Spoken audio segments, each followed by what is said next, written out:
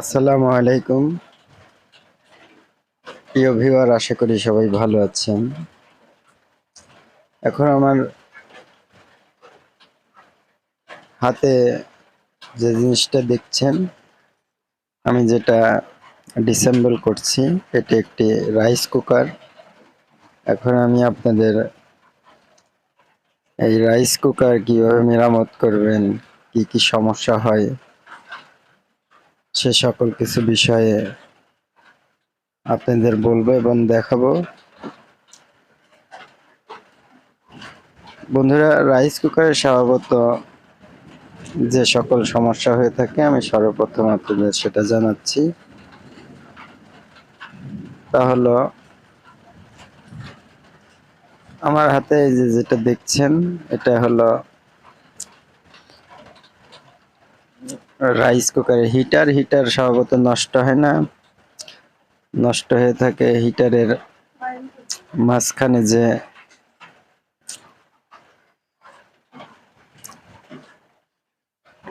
Temperature limit magnet,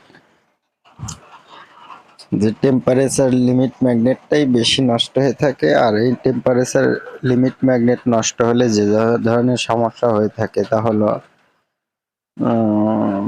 ভাত আধা আধি হবার পরে বন্ধ হয়ে যাওয়া, সুইচ অটোমেটিক উঠে যাওয়া, এই ধরনের সমস্যা হয়ে থাকে। তো আমি টেম্পারেচার লিমিট ম্যাগনেটটা চেঞ্জ করেছি এবং রাইস কুকারের চেসিসটা পানি পড়ে এখানে ঝং ধরে নষ্ট হয়ে গেছে। এটাকে আমি লিকুইড সিমেন্ট দিয়ে মেরামত করে দিচ্ছি, যাতে করে এখানে কোনো প্রকার দুর্বলতা না থাকে। আর দুর্বলতা থাকলে টেম্পারেচার লিমিট ম্যাগনেটটি খুব তাড়াতাড়ি ছেড়ে দিবে, আর যার দরুন ভাত অতি সত্বর হয়ে যাবে। আর ভাত হয়ে গেলে ভাতে চাউল রয়ে যাবে। আসলে তো মূলত ভাত হয় না, টেম্পারেচার লিমিট ম্যাগনেট ছেড়ে দেবার কারণে রাইস কুকারটি বন্ধ হয়ে যায়। তো আমি চেসিসটাই মেরামত করছি, যাতে চুল পরিমাণও কোনো ডিফারেন্ট না থাকে। আর এই ডিফারেন্ট থাকলে অবশ্যই রাইস কুকার দিয়ে ভাত রান্না করা সম্ভব না।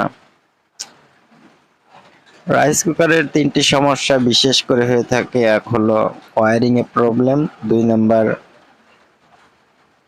Watt resistance, 3 number limit magnet.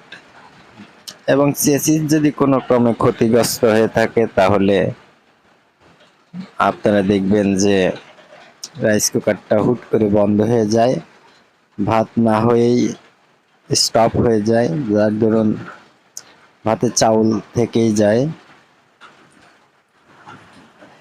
তো দেখলেন আমি কিভাবে রাইস কুকারের সবকিছু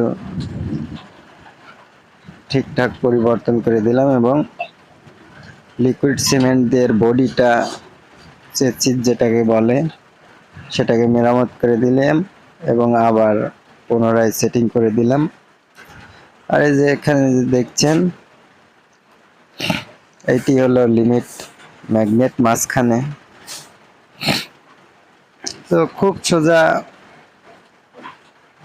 এই রাইস কুকার মেরামত করা। যারা ওয়ারিং সিস্টেম এটিটা বোঝেন, তারা খুব সহজেই রাইস কুকার মেরামত করতে পারবেন। রাইস কুকার স্বভাবত লিমিট ম্যাগনেট বন্ধ হবার পরেও রাইস কুকার হালকা গরম থাকে রেজিস্ট্যান্স প্লেটের দ্বারা। এই যে এখানে 4 কোণা ছোট্ট একটি প্লেট যে দেখতে পাচ্ছেন, যেখানে 2টি তার সংযুক্ত আছে।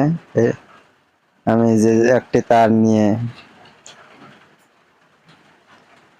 বডিতে সংযোগ করে দিলাম।